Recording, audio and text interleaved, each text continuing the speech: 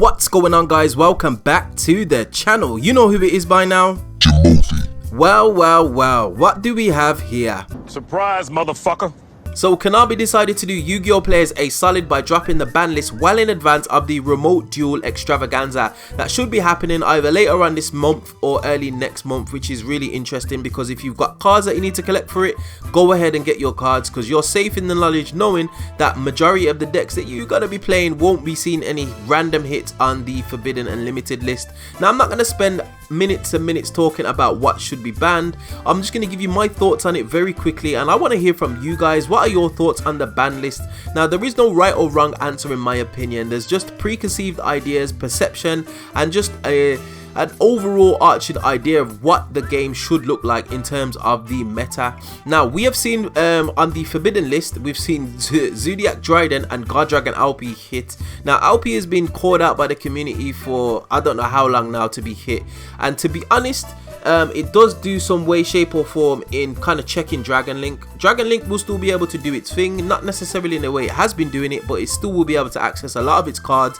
It's only got two main deck monsters that have basically been hit, which means that the combo lines aren't going to be looking as linear as they used to be. It might be a little bit more convoluted, but they would definitely still be able to combo. It is dragons after all.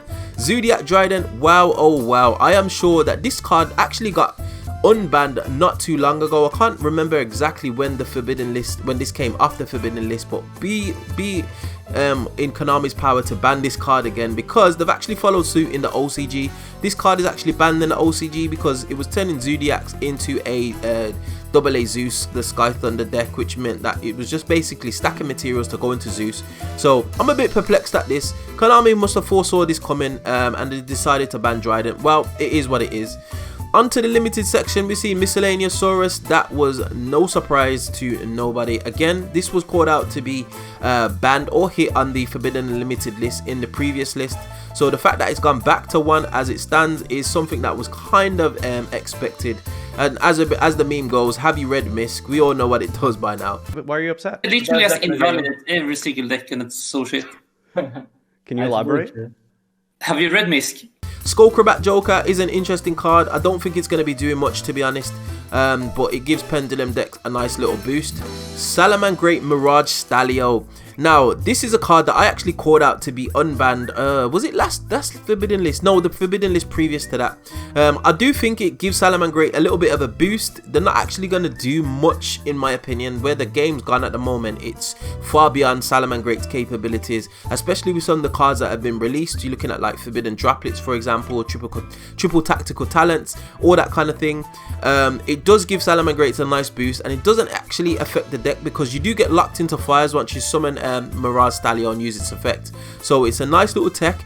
It will boost Salamangreats. It's not going to push them over the edge, but it's just going to give them a little bit more consistency, which is not a problem. We do need a couple more control decks just to check some of those major combo decks. Striker Dragon, that is another check to Dragon Link. Being able to go into multiple Striker Dragons, using its arrow, grabbing boot set to launch, which is an absolutely powerful card, just means that you just can't spam out the usual Dragon Link stuff. And if you're going to play it in Rockets, it's still playable, although Rockets is not really played at the moment, but it is just a nice check to Dragon Link. Sky Striker Mobilize Engage. What the hell are you doing? Now this is the card that is just causing uproar. I've seen people selling multiple engages on various selling websites as well as social media, trying to shift this card and get this card back into circulation. To be honest, I can see this being splashed into a number of decks, whether it be just for a little bit of a draw engine, just to bolster some decks. It was being played in Orcus for one time and that was just super broken.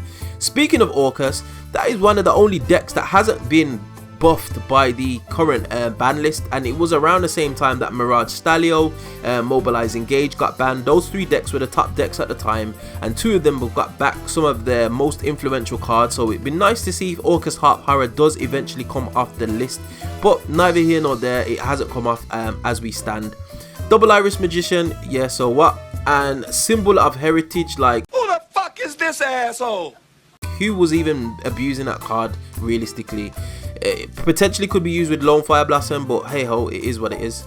But anyway, ladies and gents, that is my thoughts on it. It's an interesting list. It doesn't really affect the meta in terms of just a big blowout, like when we had that super ban list that just hit all those powerful decks like Salamangreat, Sky Strikers and Orcust.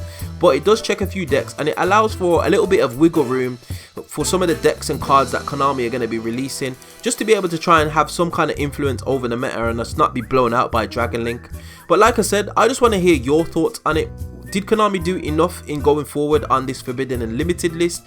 Were there a few things that could be limited or unlimited, for example? I could certainly think of a few. Was there anything that you think that Konami missed that might be potentially unbanned or limited in the future?